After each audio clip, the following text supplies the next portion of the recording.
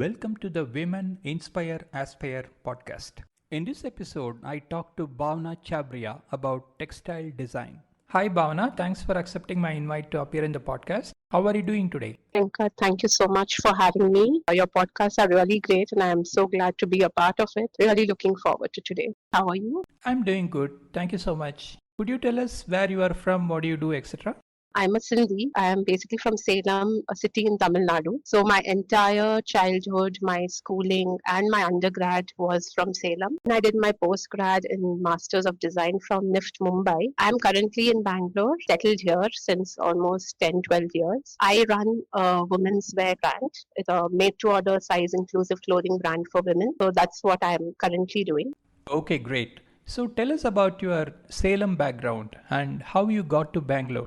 So I'll take you right from my childhood then. I am born in a joint family where I was always surrounded by a lot of people like my aunts, my grandparents, my siblings, and my entire schooling was in Salem. Throughout school, I have been a very studious kind of a student, always kind of disciplined in whatever I took up. I actually wanted to get into medicine, to be honest. Biology was something I really loved. But I think as you grow, you start understanding a lot of things. When time came to actually decide my education for college, I was a little hesitant. I was sure of something that I didn't want to take up anything related to engineering or anything related to maths. So that is when my father suggested I take up textile technology. So my dad has been in the textile business. It was just a suggestion from him. The minute he suggested, without any second thought, I was like, okay, let's do that. Sounds really interesting. Something I would really love doing, because throughout childhood, I think I have been a very creative child. Even in school, I would always be very active in participating in a lot of extracurricular activities. Every summer vacation, I would go for, a lot of art classes or dance classes. I think that instant when he told me about this course, I was like ready for it immediately. So that is when I took up textile technology. So once I got into it, that's when I started understanding. Otherwise, I had no idea about fashion or textile. So once I started my undergrad, that's when I became a lot more clear of, what I want to do and how to go about it. And then I started planning how should I pursue further in this. So that's when I started researching about various other fashion colleges and institutes. Then I started preparing for NIFT. So after my undergrad, gave my exams for NIFT and I got through. So I did my Masters of Design in NIFT Mumbai. And after that, I got placed in Bangalore, where now I'm settled in Bangalore. I worked for a very short while in Bangalore, and I've always been independent kind of a girl. I always knew I wanted to start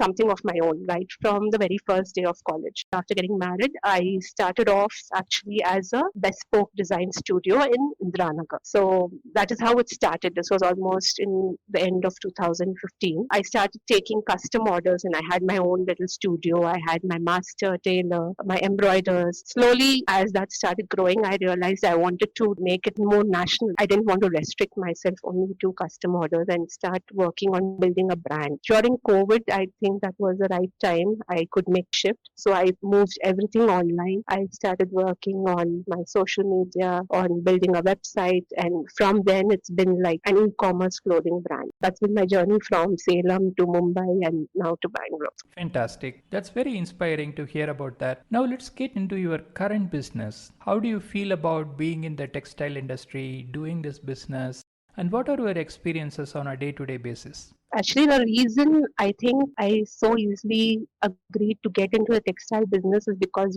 as a kid, me and my siblings would go to my dad's office and I have seen stacks and piles of fabric, and we as kids, we just used to play around there, jumping from one pile to the other. And I think during that whole playfulness and seeing my dad and my uncles work so hard in understanding textiles, I think that whole love for colors and textures, it just developed in me. So when I took this up, I always knew that I wanted to do something of my own, as I told you earlier. So when I started off, honestly, I just started because I wanted to start. I didn't want to work anywhere else. And I thought, like, if not now, then when? So the earlier you start any business, the better. So when I started off as a boutique, challenges were there, but it was a lot of learning experience. Today, when I look back at 2016-17, it's been a huge learning for me. And back then, also, there was hardly any sort of marketing, and Instagram just started off. Not everyone was on Instagram. Facebook was there, yeah, but it was not that useful. So it was mainly every customer who walked in back then was because of just trust and through word of mouth. So somebody would come, they would like my work, they suggest me to their relatives, their friends, and that's how I got clients. So every client experience has been a huge learning, be it from personality, how I could design for them, how I could work around their body type. 10 years back, I was still much younger. So, handling a team of people, handling a master, handling a tailor, it was a real challenge, but it's been proper learning journey.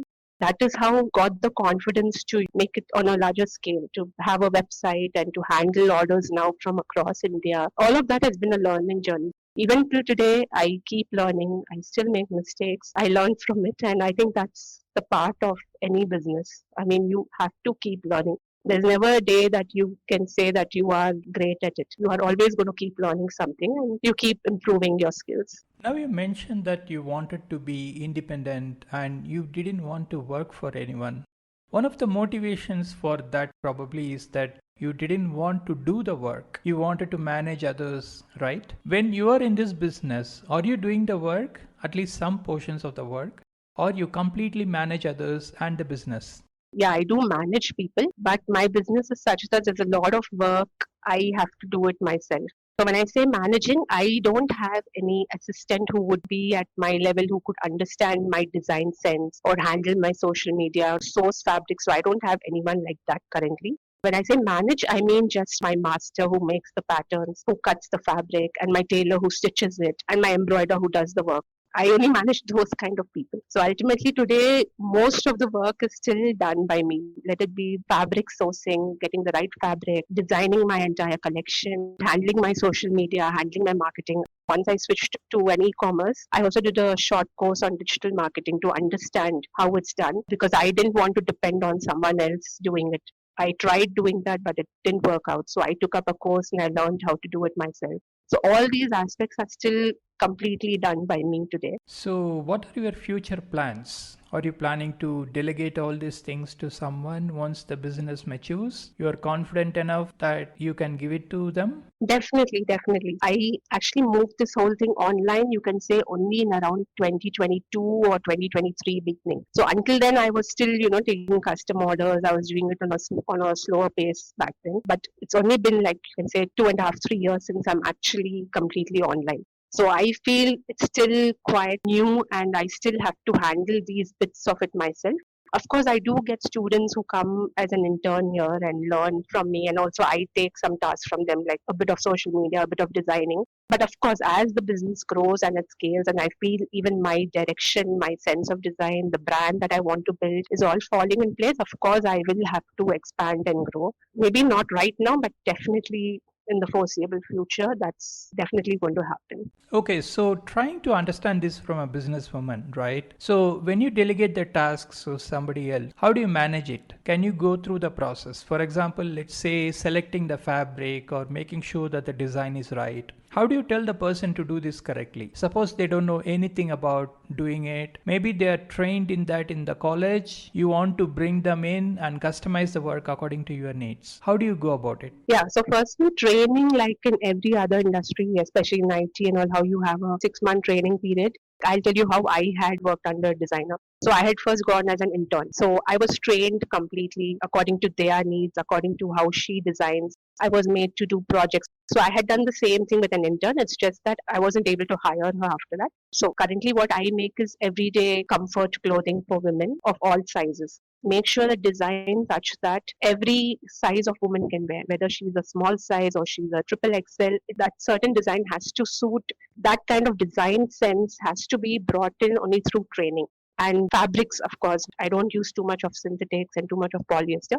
Certain occasions do need that, but my whole line is about comfort. So it's more of viscose, rayons, something that falls really well, cottons that are breathable. So that kind of design sensibility has to be brought in with a bit of training, and only after I am completely satisfied with that person will I be able to hire her and bring her into my workplace. That's the way I would generally go about it. Interesting. Okay. So we have talked a lot about your work. Do you have anything else to add before we move on to other topics? Yeah, so Along with my work, I also do a lot of workshops on textile. There are so much of textile available in the market. It's not just cotton and polyester and rayon. There's a lot of mix. There's a lot of fast fashion that's happening. So people are really not aware of how to read a clothing label or what are the varieties of cotton itself. So I do take workshops on textile master classes where I cover everything from the basics of textiles. Today, there are a lot of people who think getting into the fashion industry is very easy.